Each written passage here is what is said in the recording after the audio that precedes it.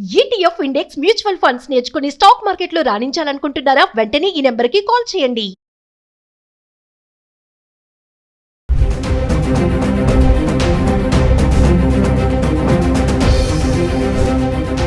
నమస్తే, welcome back to Suman TV. Present మనతో పాటు ఉన్నారు అనలిస్ట్ మందడి కృష్ణారెడ్డి గారు. నమస్తే సార్. నమస్తే అమ్మా. సార్, బంగారం ధరలు మళ్ళీ దీని పతనం మొదలైందని అనుకోవాలంటారా? అంటే డిసెంబర్ చివరికల్లా యథావిధిగా 1,00,000కు వచ్చేస్తుంది బంగారం. ఎందుకంటే రోజు రోజు చూస్తున్నాము క్రమంగా తగ్గుతుంది. ఓకే, ఎగిసిపడినటువంటి ఈ ధర 1,30,000 దాటిన ధర ఒకేసారి ఇప్పుడు మెల్లమెల్లగా తగ్గిపోతుంది. అంటే పతనం స్టార్ట్ అయింది అనుకోవచ్చా? ఫ్యూచర్లో ఎలా ఉండబోతుంది అంటే మీరు చాలా వీడియోలు చెప్పారు, ధర తగ్గడం పెరగడం అనేది ఎవరు నిర్ణయించారని చెప్పేసి. అంటే కొంతమంది నిపుణులు చెప్పేది ఏంటంటే తగ్గే ఛాన్సెస్ ఉన్నాయి అంటున్నారు. మరి డిసెంబర్ చివరికల్లా 1,00,000 వరకు వచ్చేస్తుందా అంటే రీజన్స్ ఏంటి అంటే? ఈనాడు ఉన్న పరిస్థితులను బట్టి తగ్గడానికి అవకాశాలు పుష్కలంగా కనబడుతున్నాయి. కానీ ఈనాడు ఉన్న పరిస్థితి రేపు ఉంటుందని కానీ, రేపున్న పరిస్థితి నెక్స్ట్ డే ఉంటుందని కానీ చెప్పలేము మనం. ఒక్క రోజు 24 అవర్స్ నుంచి ఒక 1 వీక్ లోపల పరిస్థితులన్నీ తారుమారు కావచ్చు, చెప్పలేము మనం. ఇప్పుడున్న పరిస్థితిని బట్టి ఎందుకు అంచనాలు వేస్తున్నారంటే, నెంబర్ 1, పసిడి ధర తీసుకున్నా, మనం వెండి ధర తీసుకున్నా గత 15-20 రోజుల లోపల ఈ వంతులోనే వచ్చినటువంటి మార్పులు మనం గమనీయంగా గమనిస్తున్నాం. 1,50,000 దాకా టచ్ అయినటువంటి బంగారం ఇవాళ మనకు 1,20,000 పైన పక్కన నడుస్తుంది.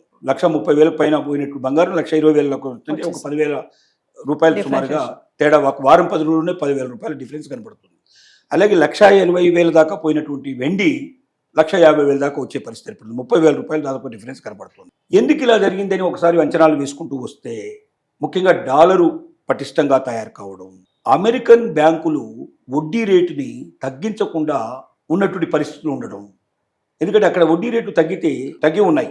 వడ్డీ రేటు పెంచితే ఆటోమేటిక్గా బంగారం అంతా వడ్డీ రేట్లు ఇప్పుడు అక్కడ పెరిగి ఉన్నాయి కాబట్టి బంగారం డబ్బులు అంటే బంగారం బదులుగా బ్యాంకుల్లో పెట్టుకోవడానికి చాలా మంది సిద్ధపడుతున్నారు. వడ్డీ ఎక్కువ ఉంటే బ్యాంకుల్లో పెడతారు వాళ్ళు, మనలాగా దాన్ని బయట పెట్టరు.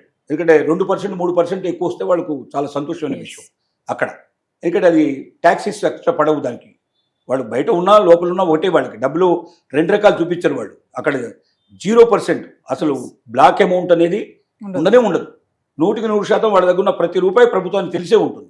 కాబట్టి వాడు బ్యాంకులో పెట్టినా ఇంకెక్కడ పెట్టినా వాడు భయపడాల్సిన అవసరం ఉండదు.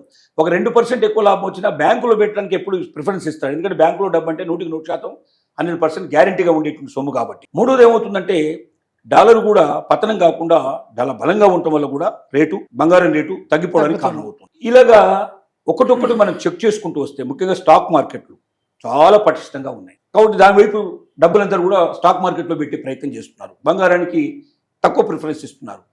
ముఖ్యంగా రియల్ ఎస్టేట్ కొంచెం పుంజుకోవడం మొదలుపెట్టింది. ఇవాళ చూస్తున్న రికార్డు ప్రకారం చూస్తే త్రైమాసికం గత 3 నెలల్లో భారతదేశం లోపల 25% సుమారుగా గత 3 నెలలతో పోలిస్తే ఈ 3 నెలల్లో 25% అమ్మకాలు పెరిగాయి. అంటే గత సంవత్సరంతో పోలిస్తే కాదు, ఈ సంవత్సరం పడిపోయిన రేట్ల నుంచి ఇంకో 25% ఇప్పుడు పైకి వచ్చింది. అంటే 25% మంది షిఫ్ట్ అయినట్టు లెక్క. అంటే బంగారం కొనే వాళ్ళలోంచి 25% మనకు రియల్ ఎస్టేట్లో పెట్టుబడి పెట్టడానికి ముందుకెళ్తున్నారు. ఇలా ఒక్కొక్క రంగానికి కొంతమంది విడిపోవడం వల్ల బంగారం మీద పెట్టే పెట్టుబడులు తగ్గిపోవడం కారణమై, ఇందువల్ల బంగారం మీద తక్కువ ఎప్పుడైతే పెట్టుబడులు పెడుతున్నారో అప్పుడు కొనేవాళ్ళు తగ్గడం వల్ల, డిమాండ్ లేకపోవడం వల్ల సప్లై కూడా ఆటోమేటిక్గా వచ్చినప్పటికీ దాన్ని కొనేవాళ్ళు చాలా తక్కువైపోతున్నారు, రేటు పడిపోతున్నాయి. ఇది ఇప్పుడు ఉన్న పరిస్థితి. ఈ పరిస్థితిని బట్టి అంచనా వేస్తే డిసెంబర్ నాటికి 1,00,000 రూపాయల లోపలికి చేరినా లేదా 1,00,000 రూపాయల వరకు చేరినా ఆశ్చర్యపడాల్సిన అవసరం లేదు అని నిపుణుల యొక్క అభిప్రాయం. అలాగే వెండి రేటు కూడా డ్రాస్టికల్గా అదే రేషియో లోపల తగ్గేటట్టు పాసిబిలిటీస్ కనబడుతున్నాయి. కానీ ఇందులో ఏదైనా భిన్నంగా ప్రయాణం చేస్తే స్టాక్ మార్కెట్లో గబుక్కున కూలిపోయినా బంగారు రేటు పెరిగే అవకాశాలు ఉంటాయి. డాలర్ రేటు బాగా పడిపోయినా బంగారు రేటు బాగా పెరిగే అవకాశాలు ఉంటాయి. అలాగే మనకు బ్యాంకు రేట్లు ఒకవేళ తగ్గిపోయినా, వడ్డీ రేట్లు తగ్గిపోయినా, అమెరికాలో బ్యాంకు వడ్డీ రేట్లు తగ్గినా ఇది పెరిగిపోయే అవకాశాలు ఉంటాయి. ఇలాగా రియల్ ఎస్టేట్ ఒకవేళ మళ్ళీ పడిపోతే కూడా బంగారు రేట్లు పెరిగిపోయే అవకాశాలు ఉంటాయి. కాబట్టి ఏ కారణం చేత ప్రపంచంలో ఏ మూలన యుద్ధాలు బయలుదేరినా ఆటోమేటిక్గా బంగారు రేటు పెరిగిపోయే అవకాశాలు ఉంటాయి. కాబట్టి ఏది జరుగుతుందో మన చేతిలో లేదు.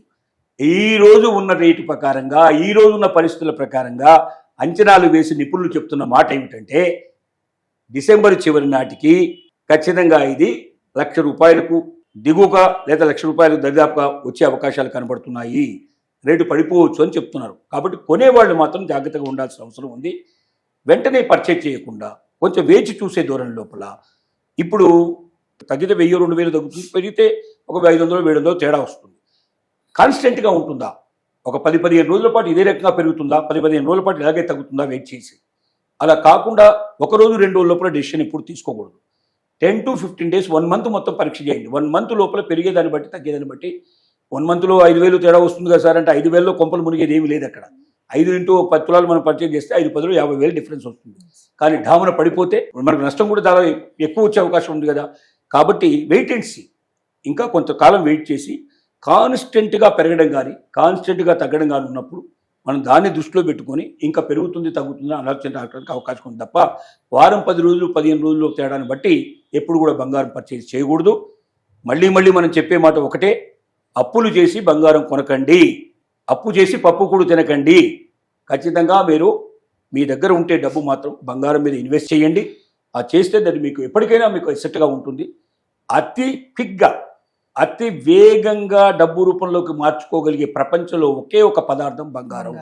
మన అవసరాలు, ప్రాణం మీదకి వచ్చిన అవసరాలు, మనం బతికించగలిగే అవకాశాలు, మన జీవితాన్ని కోరుకుంటట్టు చేసే అవకాశాలు ఎప్పుడైనా వస్తే, పరిస్థితులు ఏర్పడితే బంగారం మనల్ని పూర్తిగా ఆదుకుంటుంది.